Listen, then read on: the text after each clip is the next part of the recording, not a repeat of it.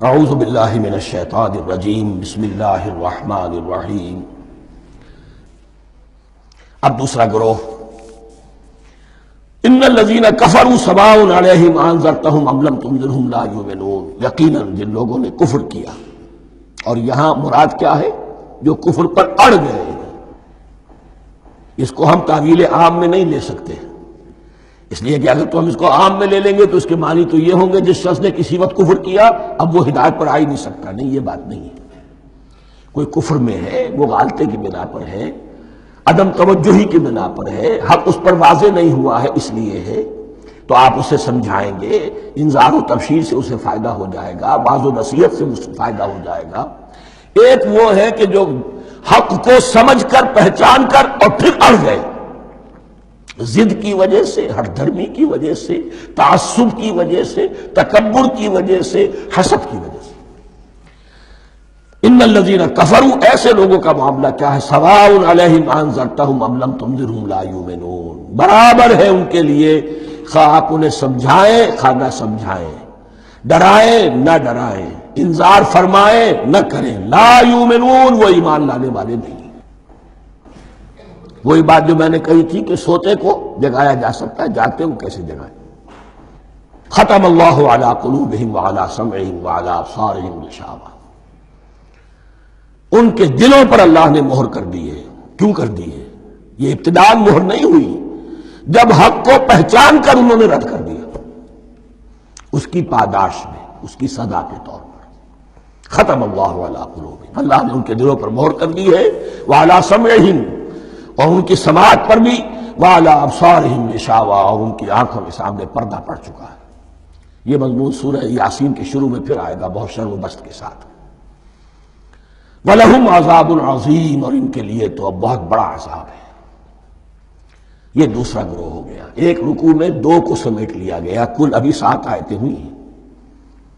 ایک وہ گروہ جس نے قرآن مجید کی دعوت سے صحیح استفادہ کیا، ان میں طلب ہدایت کا مادہ موجود تھا، ان کی فطرتیں سلیم تھیں، ان کے سامنے دعوت آئی، قبول کی، اور قرآن کے بتائے ہوئے راستے پر چلے۔ وہ گلے سرسبد ہیں، وہ شجرہ قرآنی کے نہایت مبارک اور مقدس، وہ اس کے پھل ہیں۔ ایک گروہ وہ ہے جس نے حق کو پہچانا لیکن اس کو رد کر دیا اپنے تعصب یا ہٹ دھرمی کی وجہ سے۔ ان کا ذکر آ گیا بہت اختصار کے ساتھ، اس لیے کہ ان کا ذکر آپ کو بہت تفصیل سے مکی صورتوں میں ملے گا۔ اب آیا تیسرا گروہ، وَمِنَ النَّاسِ، اور لوگوں میں کچھ ایسے بھی ہیں، مَن يَقُولُ آمَنَّا بِاللَّهِ وَبِالْيَوْمِ الْآخِرِ وَمَا هُم بِمُؤْمِنِينَ، جو کہتے تو یہ ہے کہ ہم ایمان رکھتے ہیں اللہ پر بھی اور یوم آخر پر بھی، مگر وہ حقیقت میں مومن نہیں ہے۔ یہاں ایک بات سمجھ لیجئے، اکثر اور بیشتر مفسرین نے اس تیسری کیٹیگری کے بارے میں یہی رائے قائم کی ہے کہ یہ منافقین مذکور ہیں یہاں، اگرچہ لفظ منافق یا لفظ نفاق نہیں آیا یہاں، لیکن مولانا نیاصر اصلاحی صاحب نے ایک رائے ظاہر کی ہے جو بڑی قیمتی ہے۔ وہ یہ کہ یہاں ایک کردار کا نقشہ کھینچ دیا گیا ہے، غور کرنے والے غور کر لیں، دیکھ لیں، جس پر بھی وہ چسپاں ہو جائے۔ اور بالفعل جب یہ آیات نازل ہو رہی تھیں تو دو طبقات پر یہ کردار نگاری جو ہے، یہ جو شخصیت کا ہیولہ کھینچا جا رہا ہے، وہ دو کے اوپر راست آ رہا تھا۔ ایک علماء یہود، وہ بھی کہتے تھے کہ ٹھیک ہے، محمد جو کہہ رہے ہیں ہم بھی اللہ کو مانتے ہیں، آخرت کو بھی مانتے ہیں، اسی لیے یہاں رسالت کا ذکر نہیں ہے۔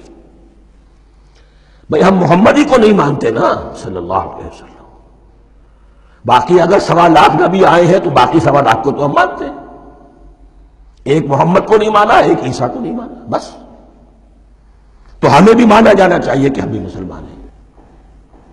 ایک یہ ان کی رائے ہے، اور واقعہ یہ ہے کہ یہاں اس طریقے کا تذکرہ ہو رہا ہے کہ جس سے ان کا کردار بھی جھلک رہا ہے، روح سخن ان کی طرف جا رہا ہے۔ مجھے یاد ہے اپنی 10ویں جماعت کے زمانے میں دہلی میں نے دیکھا تھا کیناٹ سرکس، وہاں کا ایک بڑی مارکیٹ ہوتی تھی، تو جوتے کی ایک دکان پہ ایک بہت بڑا جوتا لٹکایا ہوا تھا، بہت بڑا، اور لکھا تھا free to whom it fits, جس کے پاؤں میں یہ ٹھیک ٹھیک آ جائے وہ لے جائے۔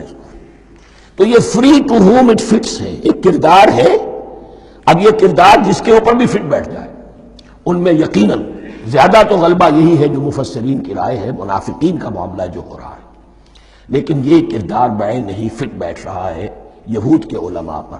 اور یہ بھی نوٹ کر لیجئے کہ جو مدینہ منورہ میں نفاق کا جو پودا پروان چڑھا ہے، بلکہ پودا نہیں کہنا چاہیے، جھاڑ جھکاڑ جو پروان چڑھا ہے، وہ یہودیوں کے زیر اثر، جیسے جنگل کے اندر بڑے بڑے درخت بھی ہوتے ہیں اور اندر جو ہے نیچے جھاڑیاں بھی ہوتی ہیں، تو یہ نفاق کا جھاڑ جھکاڑ جو ہے وہ یہودی علماء کا جو پودا تھا وہ بہت بڑا تھا، اس میں کوئی شک نہیں، اس کے سائے میں پروان چڑھا ہے۔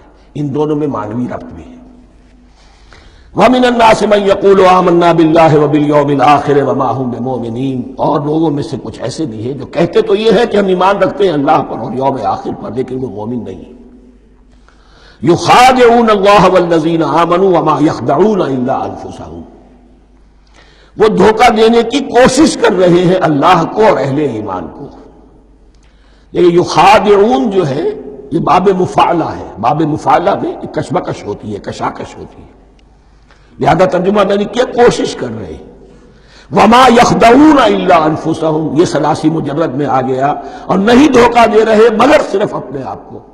یہ یقینی ہے اپنے آپ کو تو دھوکہ دے رہے ہو، لیکن یہ کہ اللہ اس کے رسول کو اور اللہ اور اہل ایمان کو دھوکہ نہیں دے سکتے۔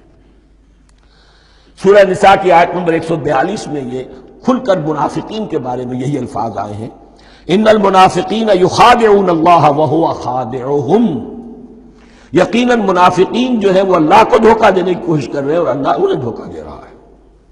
وما یشعرون، انہیں اس کا شعور نہیں ہے۔